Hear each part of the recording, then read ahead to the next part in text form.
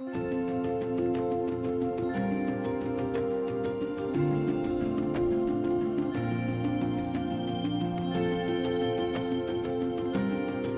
favorite was the can. I love that one.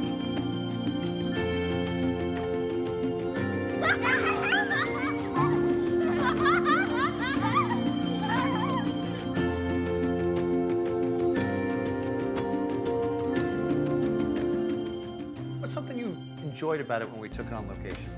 The size of this little light.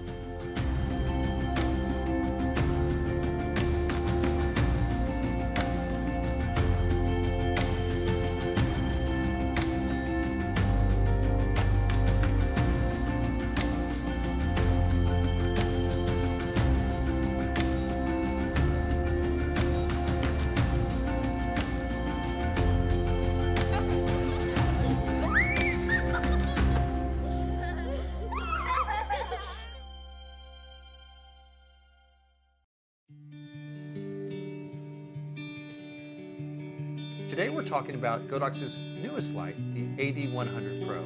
Dad, what's something you enjoyed about it when we took it on location? The size of this little light. It's so portable. In fact, when you compare it to some of the other lights within the Godox ecosystem, you have the AD300 Pro, which obviously puts out more power, but it's got a bigger size to it. The next light that it's comparable to would be the 200 Pro, and we've put the round head on because that's the most equivalent comparison. And then of course you've got the V1, which is also comparative to the AD100 Pro because of the fact that they're almost equal in their watt seconds. Yes.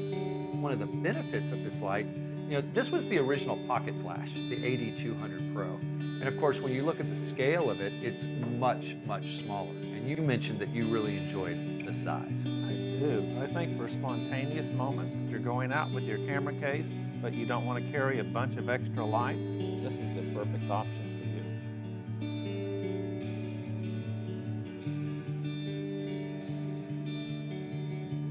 you. Shooting in a tight space can be challenging, especially if your equipment takes up a large or heavy footprint. So we began our lighting setup using a small umbrella mounted to an AD100 Pro hidden behind the door frame. Two things immediately became apparent.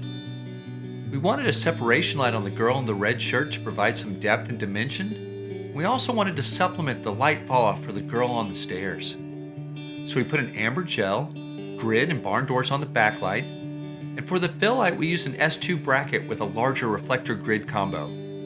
Once lit, it was time for everyone to have fun. Let the spontaneity begin.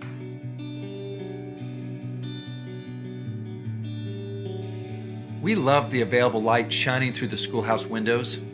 So to complement what was already naturally occurring, we used 3 accent lights. Barn doors on the main light helps focus our lighting on her face and upper body, while the hair light uses a snoot to brighten up her ponytail and back.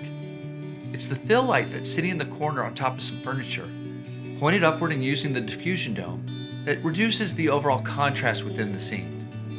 This helps this type of accent lighting to produce beautiful form and not draw attention to itself.